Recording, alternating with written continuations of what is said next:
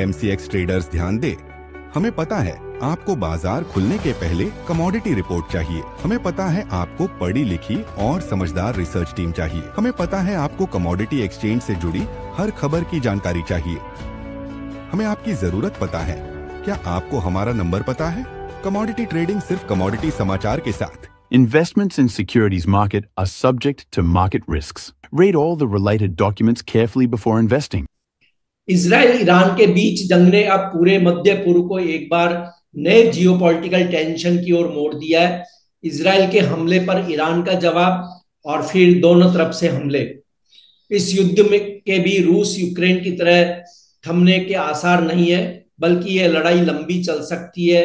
इस जंग का सीधा असर गोल्ड की कीमतों पर हुआ है और गोल्ड की कीमतें इस जंग से कैसे प्रभावित हो रही है, इस पर बात करेंगे all India jewellers and gold Smith federation के नेशनल सेक्रेटरी नितिन केडिया से। मैं हूं कमल शर्मा। नितिन जी, आपका स्वागत है मोलतोल में। नमस्कार कमल जी। जी नमस्कार। नितिन जी, इजराइल ईरान के बीच जंग तेज हो चुकी है। गोल्ड 1 लाख रुपए के पार है। इस जंग का क्या असर देखते हैं आप गोल्ड की कीमतों पे और डिमांड पर आने वाले दिनों में? देखिए कमल जी, हम ये पिछले कई सालों से देखते आए हैं, गोल्ड जो है एक सेफ हेवन एसेट ही नहीं रहा है, बल्कि जियो पॉलिटिकल रिस्क के अगेंस्ट में एक हेज भी रहा है। तो कभी भी जियो पॉलिटिकल रिस्क आया है तो उसने गोल्ड को जो है वो एक तेजी की है। और इनफैक्ट जो मैं ये फ्रेश तेजी की अगर मैं बात करूं तो ये फ्रेश तेजी आज से 3 साल पहले जब शुरू हुई थी तो वो एक जियो पॉलिटिकल रीजन की वजह से ही हुई थी। जब हमने रशिया और यूक्रेन का वॉर आते हुए देखा और जब ये वॉर ठंडा हुआ तो हमने गोल्ड में एक करेक्शन देखा। और वापस इसराइल ने जब इसराइल के न्यू ईयर के ऊपर हमने देखा कि कुछ आतंकवादी संगठनों ने जो है वहां पे हमला किया, तो उसका जो जवाब इसराइल ने दिया, वहां से जो $1830 $1840 से गोल्ड में तेजी बनी। उसके बाद फिर यूएस ने अपने ब्याज दरों के ऊपर कुछ निर्णय लिए, तो वो उसने क्या किया कि डबल इंजन की सरकार कर दी गोल्ड के लिए, और गोल्ड जो है वो हम आज देख रहे हैं $3300-3400 के आसपास ट्रेड कर रहा है। तो जब तक ये जियो पॉलिटिकल टेंशन चल रही हैं, जैसे कि इसराइल ने कहा है कि ये दिनों की लड़ाई नहीं है, ये हफ्तों की लड़ाई है, और जिस तरह से ईरान ने भी रिट्रेट किया है, अभी तक ऐसा लग रहा था कि इसराइल जो है वो अभेद है, उसको कोई भी भेद नहीं सकता है। लेकिन पिछले 2 दिनों में कुछ जगहों पर जिस तरीके से इसराइल के ऊपर अटैक्स हुए हैं और उसमें जो कुछ जाने इसराइल के नागरिकों की भी गई हैं, तो उसको देखते हुए लगता है कि ये जो लड़ाई है ये लंबी चलेगी। और बिल्कुल ईरान ने जो है पुष्पा 2 का एक डायलॉग है, झुकेगा नहीं साला, वो एकदम बिल्कुल उसको अपना लिया। और उन्होंने ये जो बात कही है कि हमने इसको स्टार्ट नहीं किया पर हम इसको एंड करेंगे, तो इसका परिणाम चाहे जो हो, पर नुकसान जो है वो दोनों तरफ होने वाला है। और दोनों तरफ का जितना नुकसान बढ़ेगा उससे दो कमोडिटीज में सबसे ज्यादा तेजी आएगी, एक कच्चे तेल के ऊपर और एक सोने के ऊपर। तो मुझे लगता है कि अगले हफ्ते में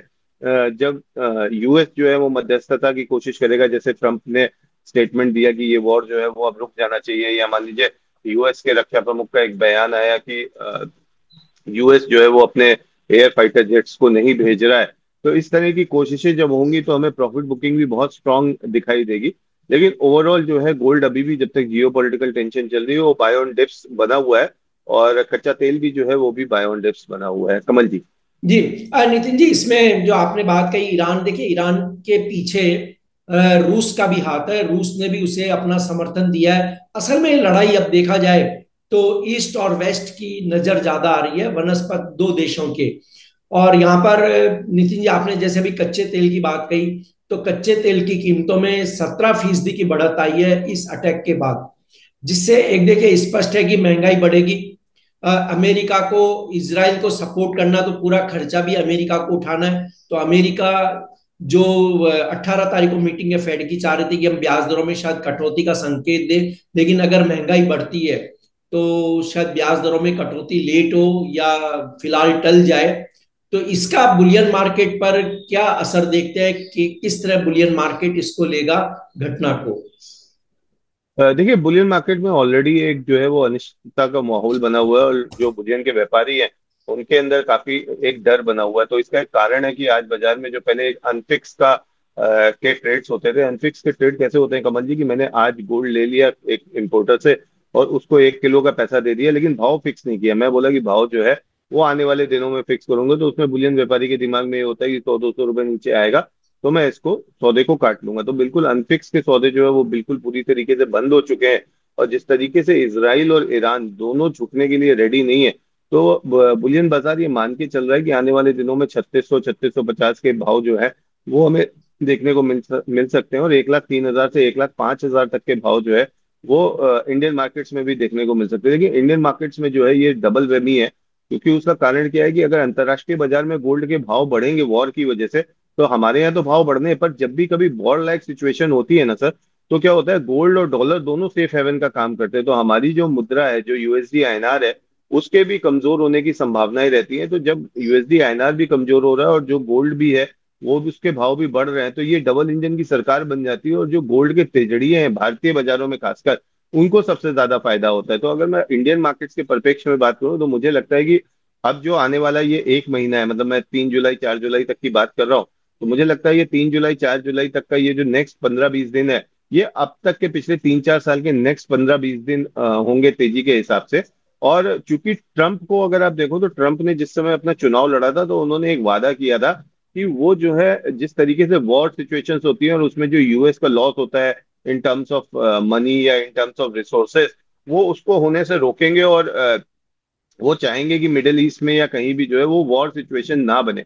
तो इसके लिए हो सकता है 4 जुलाई को जब अमेरिका में उनका डे मनाया जाएगा, तो उसके आसपास 3 या 4 तारीख के आसपास ट्रम्प क्रेडिट लेने के लिए उस युद्ध को जो है वो रोकने की कोशिश करेंगे या युद्ध की धार को कम करने की कोशिश करेंगे। तो वहां से हम सोने में एक नरमी देखने को हमें मिल सकती है। ये मेरे एक अनुमान है। ठीक है, तो ये हो सकता है कि वहां से नरमी देखने को मिले हमें। लेकिन 3 या 4 जुलाई से पहले मुझे सोने में कोई नरमी देखने को नहीं मिल रही। बाय ऑन डिप्स का बिल्कुल मार्केट रहने वाला है, कमल जी। जी। नितिन जी, देखिए, एक कहावत है कि पेड़ कितना भी लंबा हो जाए वो आसमान को नहीं छू सकता। तो गोल्ड में किस लेवल पर प्रॉफिट बुकिंग ज्यादा बेहतर होगी किसी के लिए? क्योंकि सर, जब तक प्रॉफिट बुक नहीं किया तो पैसा आपके पास नहीं है, वो बाजार में है, और बाजार की सिचुएशन बदल सकती है। और ये आप जानते हैं कि देवदार का पेड़ सबसे लंबे पेड़ होते हैं, फिर भी वो आसमान को नहीं छू पाता है। तो क्या करना चाहिए, कब कहाँ प्रॉफिट बुकिंग आपको दिखाई देगी, या करनी चाहिए? कमल जी, किसी को अपनी प्रॉफिट बुकिंग करनी हो तो करनी चाहिए, मतलब। कमल जी, आपने एक बहुत अच्छी बात कही कि नोशनल प्रॉफिट या पेपर प्रॉफिट के ऊपर। इसमें मैं आपसे 10 सेकंड चाहूंगा खाली। मुझे याद है आज से 5 साल पहले ना एक प्रमोटर से मैं मिला था, और उन्होंने एक पार्टी रखी थी जिसमें मैं भी इनवाइटेड था। तो मैं समझ नहीं पा रहा था ये पार्टी किस लिए है। तो वो बोले, मेरा नेटवर्थ ना 200 करोड़ हो गया है।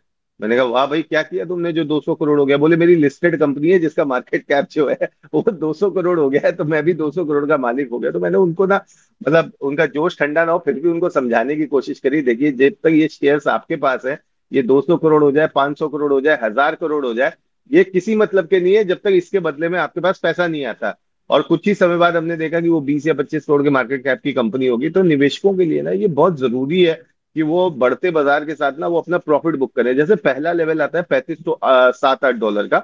ये 3507-8 डॉलर का जो लेवल है, ये क्यों अहम है? क्योंकि जो लास्ट टाइम अगर हम मंथली चार्ट देखेंगे या वीकली चार्ट देखेंगे, तो हमें लगेगा कि 3507-8 के आसपास एक डबल टॉप बनने की कोशिश कर रहे हैं। क्योंकि पिछले 3-4 महीने पहले जो हाई लगा था वो 3507-8 डॉलर के आसपास लगा था। दूसरी बात क्या हो गया कमल जी, आज की डेट में जो वैश्विक ट्रेडिंग है उसमें 50 से 60% हिस्सा जो है वो एल्गो ट्रेडर्स का हो गया है। यानी मशीनें जो है वो ट्रेड करती हैं इंसानों की जगह। तो जब मशीनें ट्रेड करती हैं, तो वो क्या करती हैं कि जो पिछला मंथली हाई है, क्वार्टरली हाई है, उसके आसपास वो प्रॉफिट बुक करने की कोशिश करती है। तो अगर मान लीजिए ओवरऑल पोजीशन का 4 से 5% भी 3508 डॉलर के आसपास जो है वो प्रॉफिट बुकिंग के लिए आता है, तो वहां से हम 2 से 3% की डाउनफॉल देख सकते हैं। और वहां अगर 2-3% का डाउनफॉल आता है तो लगभग $100 होता है। और इंडियन मार्केट्स में वो ट्रांसलेट होता है 2700 से 2800 रुपए, यानी 1 किलो पे 2,78,000 से 3 लाख रुपए के आसपास। तो अगर ऐसा कोई लेवल आता है, पहला लेवल है 3508 डॉलर का, वहां पे आप इसको जो है प्रॉफिट बुक करके चले। सेकंड लेवल अगर मैं बात करता हूँ, तो ये अगर आप देखें तो 3200 डॉलर से लेके 3500 डॉलर की रेंज रही है, यानी 300 डॉलर। 300 डॉलर का अगर मैं 23% निकालता हूँ, जो कि फिबोनाची का पहला लेवल होता है, तो वो लगभग 60 डॉलर 70 डॉलर के आसपास आता है।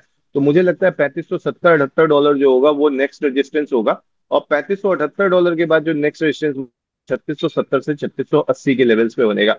तो अगर आपके पास गोल्ड आप होल्ड कर रहे हैं, तो 30% की जो प्रॉफिट बुकिंग है वो आपको 3507-8 के आसपास कर लेनी चाहिए। और रिमेनिंग 10-20% जो है वो आपको 3578 में करनी चाहिए। बाकी 3650 के आसपास आता है, तो वहां पे आपको एक बार गोल्ड में पूर्णकालिक प्रॉफिट बुकिंग कर लेनी चाहिए, कमल जी। जी। नितिन जी, अब यहाँ पर हम एक बार आपने बता ही दिया हालांकि कि करना क्या चाहिए एक इन्वेस्टर को, एक ट्रेडर को।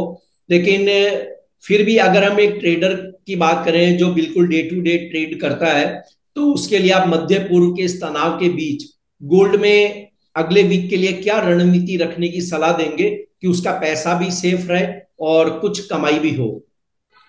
कमल जी देखिए, इसमें सबसे बेस्ट क्या है कि जैसे मैं अभी तक कहता आ रहा हूँ, बाय ऑन डिप्स का मार्केट है और बाय ऑन डिप्स करके जी। चले। अगर गोल्ड में कोई भी गिरावट आपको मिलती है, मान लीजिए $3400 का पहला लेवल है, $3380 का दूसरा लेवल है और $3350 का तीसरा लेवल है, तो अगर ये तीन लेवल्स आते हैं तो वहां पे आप गोल्ड को बाय करके चलें। $3320 का स्टॉप लॉस रखें। क्वांटिटी आप कैसे कर सकते हैं कि अगर सपोज मान लीजिए पहला लेवल आता है $3400 का, तो वहां पे आप अपना 20% बाय करें। दूसरा लेवल आता है तो वापस 20% बाय करें।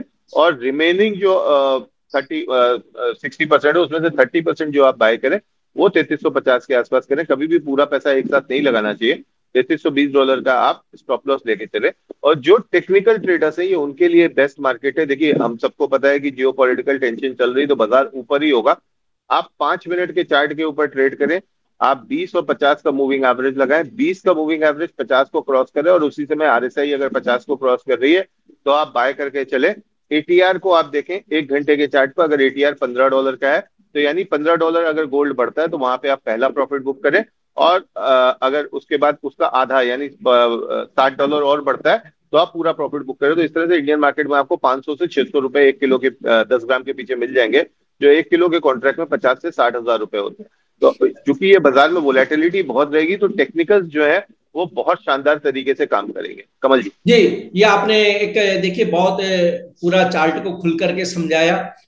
जो चार्टिस्ट पर निर्भर नहीं है वो भी एक सामान्य चार्ट देख करके इस तरह ट्रेड कर सकता है। लेकिन अब नितिन जी, जो इन्वेस्टर है, लॉन्ग टर्म इन्वेस्टर जिनको कह लें या मीडियम टर्म इन्वेस्टर भी कह लें, उन्हें आप क्या सलाह देंगे कि अगले वीक अगर प्राइस बहुत ज्यादा बढ़ जाते हैं, मान लीजिए कि आपने जो रेसिस्टेंस लेवल बताया 3600 और उसके आगे के वहां टच हो जाता है, तो उन्हें क्या सलाह देंगे आप कि वे क्या करना, उन्हें क्या करना चाहिए? देखिए, अगर रेजिस्टेंस टच होके जा रहा है ना तो वहां पे उनको अपना पैसा जो है वो एक बार थोड़ा थोड़ा खाली करना चाहिए और वेट करना चाहिए। बिकॉज 4 जुलाई के आसपास मुझे एक बहुत स्ट्रांग फीलिंग है, क्योंकि मैंने कभी भी आप अगर देखेंगे तो यूएस के जो बड़े इवेंट्स होते हैं और ट्रम्प जो है he is a marketing media man, उनको जो है प्रसिद्धि चाहिए, उनको उनको अपनी मार्केटिंग चाहिए। वो एक जो एक टैग लेके चलते हैं कि मेक अमेरिका ग्रेट अगेन, तो वो उससे बेहतर मौका नहीं मिल सकता उनको। तो 4 जुलाई के बाद मुझे लगता है कि इन्वेस्टर्स को वापस गोल्ड में इन्वेस्ट करने के मौके मिलेंगे, चाहे वो श्राद्ध पक्ष के आसपास मिले या मान लीजिए दशहरे के थोड़ा पहले मिले। पर 3500 से $3600 के बीच में डेफिनेटली जो गोल्ड के इन्वेस्टर्स हैं उनको अपना प्रॉफिट जो है वो बुक करके चलना चाहिए। जी। और 16 जून से जो नया वीक शुरू हो रहा है उसमें सिल्वर पर आपका आउटलुक क्या होगा? देखिए, इंडस्ट्रियल प्रोडक्शन का डेटा जो है वो मंडे को आ जाएगा चाइना की तरफ से। तो जैसे अगर मान लीजिए इंडस्ट्रियल प्रोडक्शन के डेटा अच्छे आते हैं तो सिल्वर में हम 1 से 1.5% की तेजी जो है वो तुरंत देखेंगे। और सोमवार और मंगलवार के अंदर हमको 4 से 5% की तेजी देखने को मिल जाएगी। यानी सिल्वर के भाव जो है वो मंगलवार बुधवार तक 1,10,000 से 1,12,000 तक मिल जाएंगे। लेकिन अगर ये डेटा खराब आता है तो बिल्कुल घबराने की जरूरत नहीं है। उस केस में आपको चांदी जो है और तेजी से बढ़ती दिखाई देगी। इनफैक्ट मंडे के दिन ही हो सकता है आपको चांदी जो है वो ज्यादा तेज दिखाई दे जाए और हो सकता है मंडे को ही 1,07,000-8,000 के आसपास का लेवल टच कर जाए। उसका कारण क्या है कमल जी? अगर ये डेटा खराब आता है तो बाजार में एक एक्सपेक्टेशन चालू हो जाएगी कि चाइना जो है वो ऑल और स्टिमुलस लेके आ सकता है। और अगर स्टिमुलस की बात चाइना से आएगी तो उसका जो सबसे पहला इम्पैक्ट आएगा वो कॉपर और सिल्वर में आएगा। तो सिल्वर अगर कहीं भी आपको 1,05,000 1,04,000 के आसपास अगले हफ्ते में मिलती है तो 1,03,000 के स्टॉप लॉस के साथ आप उसको बाय करके चले। ऊपर में 1,10,000 से 1,12,000 तक के टारगेट्स को लेके चले, वहां पे आप अपने प्रॉफिट्स को बुक कर सकते हैं। जो सिल्वर में लॉन्ग टर्म इन्वेस्टर है वो अगले 1 से 1.5 महीने तक होल्ड करके चले। 1,25,000 से 1,30,000 तक का टारगेट हम अगले 40 to 45 ट्रेडिंग सेशंस में लेके चल रहे हैं, जो कि हम हर माध्यम में इस चीज को रिपीट कर रहे हैं। कमल जी। जी। आपका कोई डिस्क्लेमर नितिन जी? बिल्कुल कमल जी, सिल्वर का जो मैंने बताया 1,25,000 1,30,000 वो हमने हमारे निवेशकों को भी दिया हुआ है और खुद मेरी भी अपनी एक पर्सनल पोजीशन जो है वो 1,25,000 1,30,000 के टारगेट्स के लिए बनी हुई है। और गोल्ड अगर मान लीजिए नीचे में $3380 $3400 और $3350 आएगा तो वहां पे हम गोल्ड को मैं अपनी पर्सनल पोजीशंस में भी बाय करके चलूंगा। उसका एक कारण है कि मैं जब भी जो भी कुछ भी रिकमेंड करता हूँ तो मैं वो अपने पर्सनल अकाउंट में जरूर लेता हूँ। कमल जी। जी, आपका धन्यवाद, शुक्रिया नितिन जी। धन्यवाद सर।